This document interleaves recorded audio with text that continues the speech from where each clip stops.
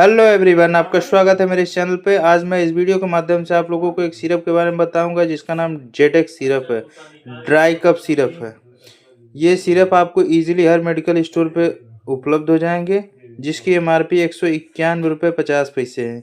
Usage की बात करें दोस्तों, तो ये सूखी खांसी के लिए, सिर्फ सूखी खांसी, एंटी एलर्जिकल के लिए इस्तेमाल की जाती है, जिसमें कंपोजिशन पाया जाता है डेक्सामेथार्पेन, हाइड्रोक्लोराइड एंड क्लोफेनेरामाइन मिलेट होता है।